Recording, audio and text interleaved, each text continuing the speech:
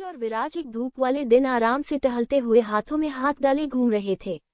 आरती के खूबसूरत भारतीय सोने के गहने चमक रहे थे, लेकिन उनकी शांतिपूर्ण दोपहर तब बिखर गई जब आधुनिक असुरों के नाम से जाने जाने वाले क्रूर बदमाशों का एक समूह छाया से निकल आया।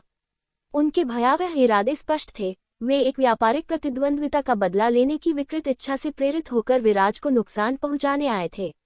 बिना किसी हिचकिचाहट के आरती ने कार्रवाई शुरू कर दी। उसकी आंखें दृढ़ संकल्प से चमक उठी और उसने तेजी से अपने बैग से एक जोड़ी बड़ी मशीन गन निकाली। उसकी निडरता से हैरान बदमाश कुछ पल के लिए स्तब्ध रह गए। मौके का फायदा उठाते हुए आरती ने गोलियों की बौछार कर दी। उसकी बंदूकें धधक रही थीं और उसने हमलावरों को एक एक करके ढेर कर दिया। आरती के सोने के गहने सूरज की रोशनी में चमक रहे थे। जब वह लड़ रही थी, उसकी सुंदरता और बहादुरी एक प्रकाश स्तंभ की तरह चमक रही थी। मशीन गन उसके व्यक्तित्व का एक हिस्सा बन गई थी, जैसे कि वह युद्ध की देवी हो जो सटीकता और कौशल के साथ न्याय कर रही हो।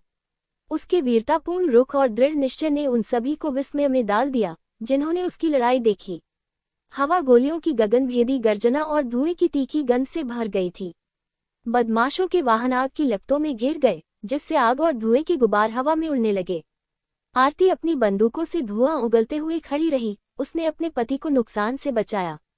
जैसे ही आखिरी बदमाश जमीन पर गिरा, आरती ने विराज की ओर देखा। उसकी आंखें प्यार और चिंता से चमक रही थीं। क्या तुम ठीक हो? उसने पूछा। उसकी आवाज भावनाओं से कांप रही थी।